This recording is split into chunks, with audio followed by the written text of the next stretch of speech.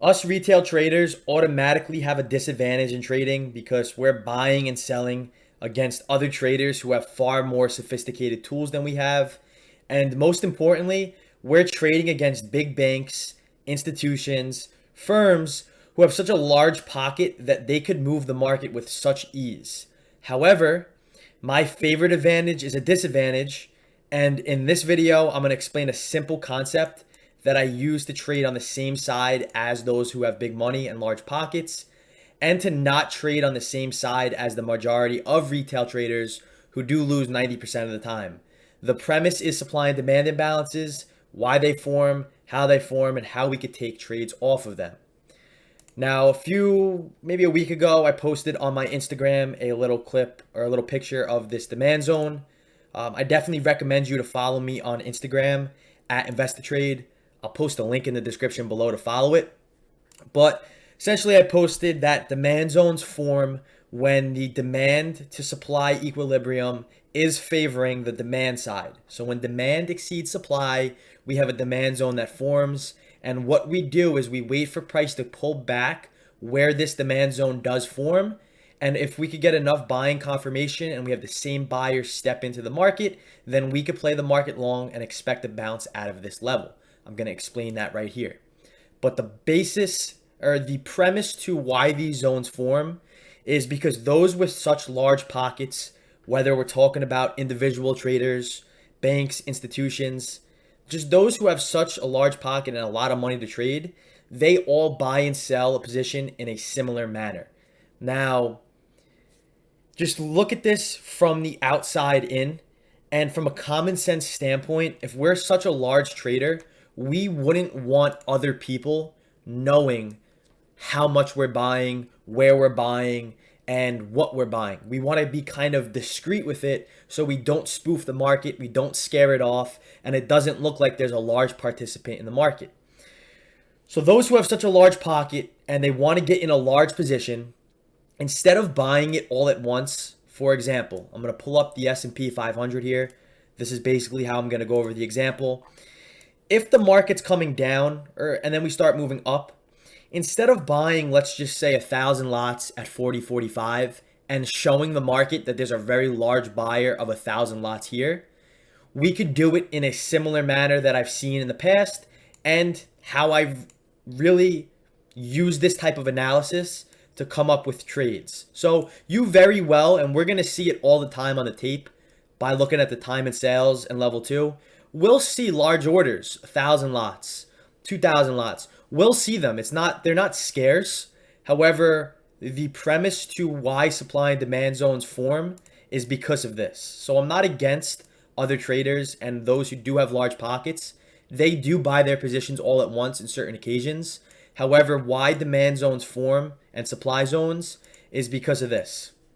They split the orders up into smaller positions that get filled over time. If I wanted to get filled 1,000 lots of the S&P 500, instead of putting a 1,000 lot passive buy order on the bid, I could just put 10, 100 lot orders and it's not going to be easily spotted. This is how the main reason accumulation happens. When the market's moving down, instead of buying all at once, they accumulate a larger position. And if the market does move up, forming a demand zone, then that is going to be the area that we have our price imbalance, and we wait for the market to come back down and retest it. So yeah, let's just say the market was selling off here, right? We're watching the time and sales, or we're watching the level 2, we're looking at the order book, and yeah, we might see a 1,000 lot bid at 40.40, that there's a 1,000 lot buyer trying to buy a large position. Or we could see maybe split up. We might not even see it. They could do it in a discrete manner that it's hidden, maybe in 100 or 1,000 one lot orders. So there's many ways the market could get manipulated. There's many ways that traders could buy and sell. There's all tricks of the trade, and there's no right or wrong way to do it. However, this is how I read the market and how I trade and what works for me. Again, I could only say how I view it and what works for me the best. So instead of putting, if I had 20 billion bucks and I want to load up on the S&P 500, I'm not going to all buy it right now. I'm just going to start passively buying as the market comes down. I'm going to be discreet about it, and I'm going to split my order up in little blocks that it's not going to be easily spotted. Now, if I'm a large trader, I'm also buying on the way down when most are selling. Remember, the market's a zero-sum game. When someone else is winning, someone else is losing. So if I'm selling on the way up, I want to get out of my position. I'm going to start selling when most are buying and when many are becoming greedy. And I'm also going to start selling when many are becoming fearful. Large traders are patient. They let the market come to them. They have enough buying power to do so. Retail provides liquidity for big money. Looking back on this chart again, as the market's selling off, right, this does look extremely bearish. Nothing about this looks bullish. And where the demand zone starts, you could start seeing it right here. As the market was coming down, this was not really validating a demand zone just yet. It wasn't until the market started moving up which formulated this demand zone. So if I'm a buyer, I'm buying on the way down, hence why this demand zone did form. I also could be buying on the way up. This is kind of why the imbalance also forms on the other side of the equation. However, if I'm a large trader, what I would personally do is wait for the market to come down and buy passively when others are fearing. When others are selling the market short, you see other chat rooms saying, oh, I'm buying SPY puts here, or I'm buying a low at daybreak. When everything looks bad, especially when volume is high, I'm looking at ways I could become bullish where the market can reverse, possibly even speculating that a demand zone is forming. All right. Retail provides liquidity for big money. How many times have you been in a position, you've got stopped out, and then a few minutes later it begins to work out? That's a perfect example of that. Big money knows where we're trading, why we're trading it, and how we're trading it. So they do everything to take our liquidity, fill their position, then let the market move in the way that we want it to and they want it to, so they win and we lose. We are little fish in a big sea. Without us retail traders, it's very hard for them to eat. Point number 3. Institutions, big money, they could also be very aggressive. They could hit the market. They could remove liquidity. However, this may show their true intention and it may scare the market. I've seen many times on the tape, right? Maybe the market starts coming down, and then we start bouncing, and then we see 1,000 lot buy order up here, and we automatically think to take the market long. We get in, and then the market does start continuing up, and it works out in our favor. But I've also seen many times where the market comes up, there's an aggressive buy order, and then immediately we dump. So there's no right or wrong way to think about this, no right or wrong way to look at it. However, if I am a large trader and the premise of why demand and supply imbalances do form, it's because large traders are very patient. All of this helps with creating a demand or supply imbalance. It's where demand exceeds supply or supply exceeds demand. Remember, there are 2 participants to every transaction. There's a buyer and then there's a seller. An aggressive participant is going to hit a passive participant for the transaction to be completed. Now, how we relate this to the chart is as the market was moving down, this is where it gets interesting. As the market was moving down, there were many orders passively looking to buy down here. You could see it on the tape. Some also might be hidden. I've seen it many times by looking at the tape, by seeing passive orders get filled by aggressive sellers. And I've also seen some zones form without spotting any large passive buyers. The market does come back up. We retest the zone and then we bounce at it. So there's a discrepancy between sometimes we see it, sometimes we don't. However, as the market comes down, like I said earlier, this is not a demand zone yet. This right here is the market's coming down and we really don't have a reason to play long just yet. Then about 15, 20 minutes later, the market rallies out of this. Now this move up causes the imbalance because at one point supply was exceeding demand down here. Then the market consolidated in this range for about 40 minutes or so in this little tight consolidation area. And then we came up, validating that this consolidation area is where buyers were passively buying. Then there's a few things that could happen. This is for the demand side. If the market's coming down and then we start moving up, either the offers dried up or buyers are aggressively hitting the offer or strong bids are providing support and basically causing a floor in the market which is why the consolidation happens. This is an area where the equilibrium is equal between buyers and sellers, both passively and aggressively. Then the market moves up, and the equation now flips that there are more aggressive buyers than there are passive sellers. So as the market moves up, this is what forms our demand imbalance. And what we do as traders is wait for the market to come back down, retest this demand imbalance, and then if we could get the same type of buyers who are buying earlier to defend this zone, or they consider it maybe fair value, not even as an unfilled order perspective, but maybe as a fair value where there's a high volume area down here or something of that nature. As long as we get buyer confirmation at this demand zone, the market could rally, and this is where we look to take the market long on a retest. Instead of speculating that it is going to form, you could do it, but it's a little bit of a lower quality of a setup. I much rather wait for the imbalance to form, then the market comes back, maybe fills orders that did not get filled in the first place, because why they're unfilled orders is because the market left this imbalance in a fast manner because there were more aggressive buyers at that point than there were passive sellers. Then the market comes back down, retests it, hits it, and then we could play the market long for a quick move up, for a scalp, for a trend trade. It depends on how you look at it and what type of action is getting done. I will say I haven't done enough testing with this, but looking at Bookmap, this is essentially a historical level 2 and time and sales. To validate the point that I just said, I'm going to zoom in right here to the 4045 to the 4030 area.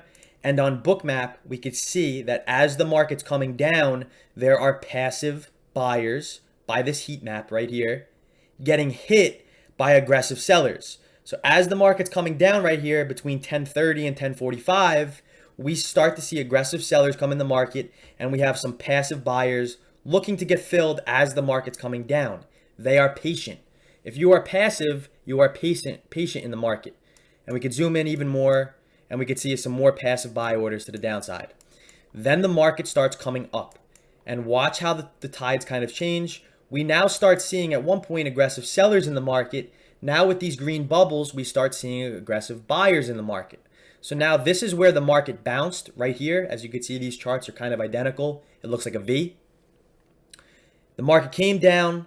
Then we started bouncing. Buyers step into the market. This is what forms our demand imbalance. At one point, we had passive buyers buying on the bid, getting hit by those sellers. The market consolidates in a range for a set amount of time. Then we come back up. The demand equation now shifts to the buy side. And now we wait. Once this validates as a demand zone, we wait for that retest into it. I don't look at Bookmap or any other volume profile to validate my zones. I just look at the pure price action between candlestick charts. That's what basically validates my areas. And then I wait for price to come back and retest it. So to sum up what I'm saying so far is as the market comes down, there are passive buyers who are buying on the move down.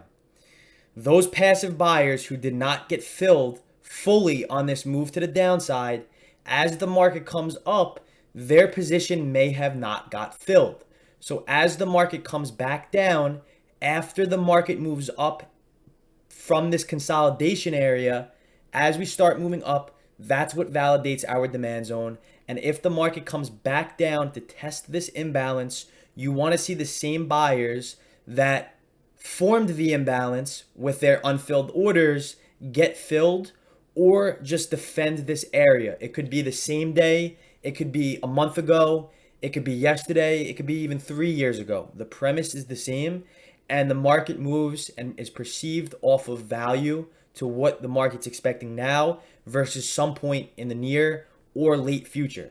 So as the market comes down, again, showing you on Bookmap, essentially this area right here is where this imbalance was formed. I don't look at Bookmap to form my zones. I want to make that very clear. All my zones are formed based off of the chart. However, when we did pull back inside of this range where this demand zone formed, look what happened. Some more passive buyers, a very aggressive seller, over 600 or 765 lots, hit this passive buyer at the zone. Market came down, another bid got filled, and then the market came up. Look at the aggressive buying coming into the market. This is where we could play the market long. Came back, retested it, bids stepped into the market, and then we rallied. Again, you could see this all from a candlestick chart, looking at volume, looking at normal time and sales. I do not look at any of this to form my zones. I just look at price action itself, where the candles are, where they've been, and what we're doing in the current moment. And also, it's not, a magic formula. Here we have that demand zone that bounced the day prior. The market the next day came into the zone, and look what we did. We broke below it. We didn't find the same amount of buyers in this area. We hung out inside of it. These buyers were not buying like they were yesterday, and then the market broke below this demand zone. Once we are below it, it becomes invalid. Now, the same thing happens in this case. So as the market moves up with supply now, as the market moves up, we may have traders who are selling on this move up to others who are thinking that the market's going to come up. So as the market starts coming up, we might have selling. As long as the market dips and we create a supply imbalance where the participants are now aggressive to the sell side and we close below this consolidation area, depending on what time frame you look at, this will now constitute as a supply zone. And on downtrending days or even downtrending markets, they are extremely powerful. So the concepts both apply to supply and demand. It just depends on how you look at it. And it's very, very powerful to trade off of. It's the premise to my trading strategy. And I really use supply and demand zones for 99% of all my trades. It has some type of analysis backing it or some type of context. I want to know where others are buying. I want to know where other large traders potentially could expect the market to act like a magnet towards. I want to see where others are perceiving value from. So not only does it provide areas for possible entry points, but it also provides areas for context that could lead into or provide more information for another setup. So it's very, very powerful. Don't just see a supply zone and think you have to take the market short. Don't just think you see a demand zone and you think you have to take the market long. You want to see confirmation and you want to see buyers basically defending that position or putting pressure on the opposing participants. So I'm going to end the video on that note. I hope this video helped. Comment if you have any questions. I know it was a lot of information to kind of digest, but I do have a very in-depth course on this all, how I trade it, how exactly I find the zones and things of that nature. Definitely check it out in the links in the description below. It also comes with access to the Discord at no extra charge. And yeah, drop a like, comment if you have any questions, and be sure to hit the subscribe button.